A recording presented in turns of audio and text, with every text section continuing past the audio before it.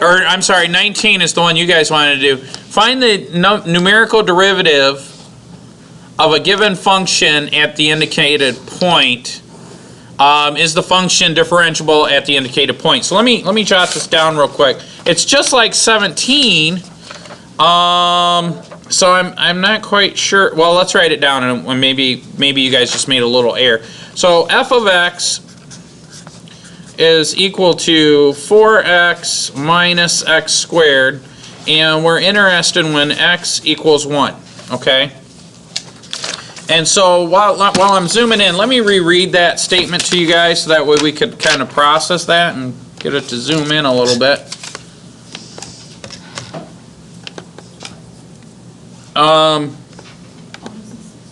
So the directions tell us to find the numerical derivative of the given function at an indicated point using h equals 0.00. Is the function differentiable at the indicated point?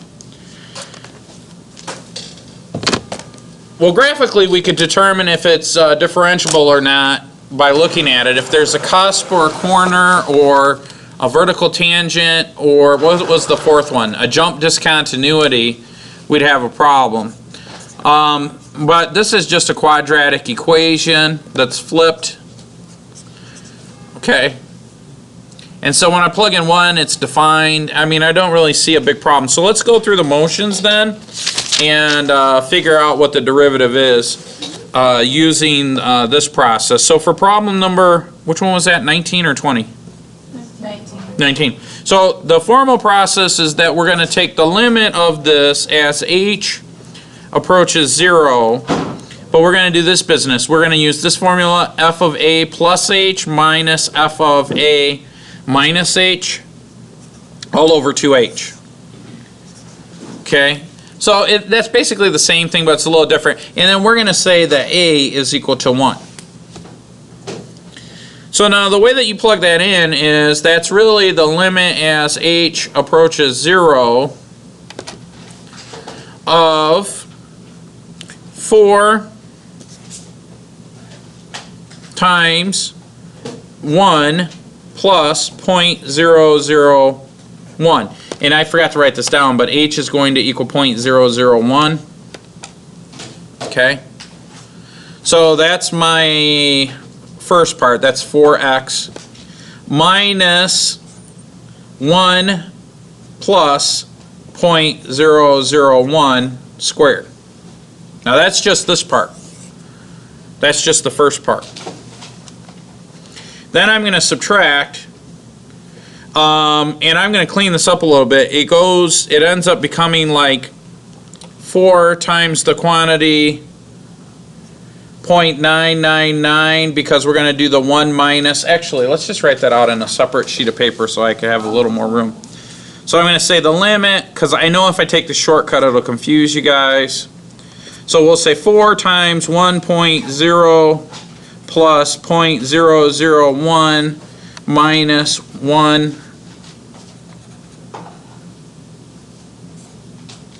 plus 0.001 squared minus, like that. Okay, we're not quite done. And then I'm going to, in parentheses, I'm going to say 4,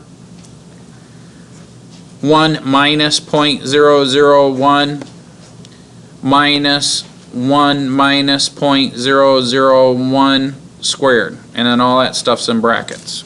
All over 2h. But h is really 0.001. Okay, let me zoom out so I can get all that in the screen. Okay. Why do you do that whole like all the things to the right where you do like the 1 minus the 0.00? What do you mean? Why do you like if the other ones you added 0.01, why did you minus? Because that's what the formula called for. Well, like I guess I'm trying to ask is like, why do you have like 3 different terms that you do, and then the formula asks for f of a plus h minus f of a minus h, when then you have plus. Okay, so what's a? The 1. 1. So look at this, look at the original function, okay? The original function is 4 times x, right?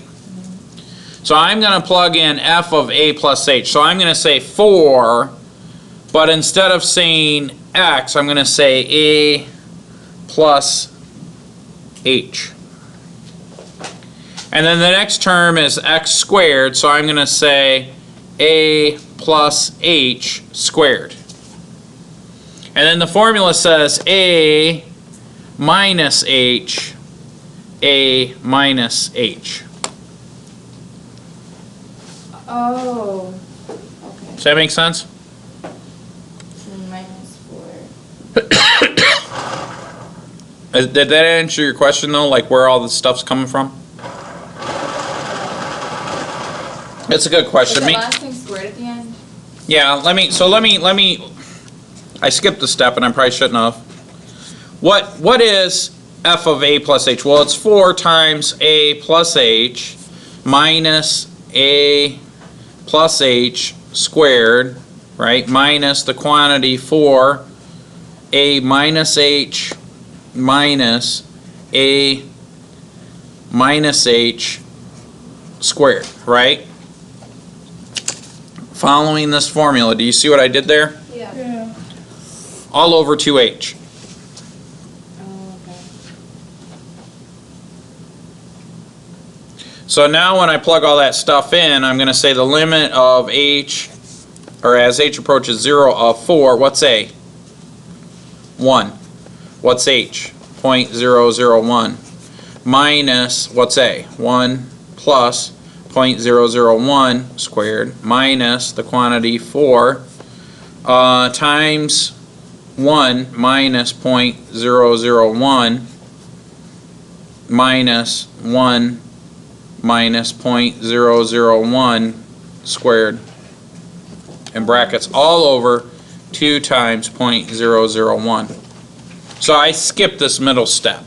But now that I've written it in there, do you guys see where that comes from? Does that make sense? All right. So now we're going to expand and clean it up and simplify. So in the next step, what I should have is 4 times 1.001 minus 1.001 squared minus 4 times 0.999, and then we're going to say minus 0.999.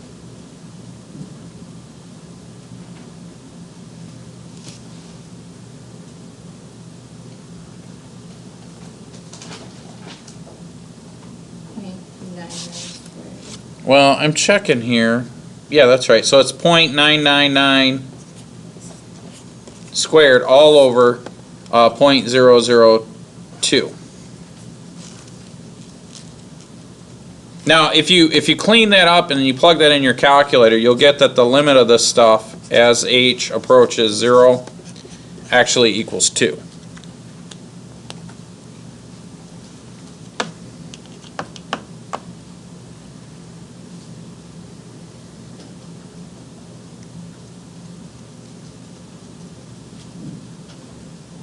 Now that's for 19. Now if you got 3.99 or negative 3.999, that was question number 20, so double check. Maybe you wrote down the wrong point of interest. Now how could we verify that though real quick on our calculator if we wanted to? Graph it. We could graph it or we could just do the end derive. So if I just wanted to do the end derive program on my calculator, what I would do is I would just come in here and I would go to second catalog and get to the ends and come down to end derive.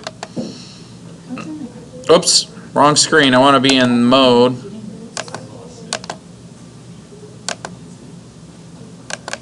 And I would plug in 4x minus x squared, then tell my calculator that we're going to solve for x, and then I'm going to look at the point 1 when x equals 1. And so that's going to calculate the slope of the line at x equals 1 of the function 4. Now if we wanted to graph that, as the student had suggested, what we could do is we could do the same thing. We could say 4x minus x squared, and then we'll do a standard window, which is 6. And then we could hit second trace, go down to dy dx. We're interested in x equaling 1, and the derivative at that particular point in time would be 2. Does that make sense?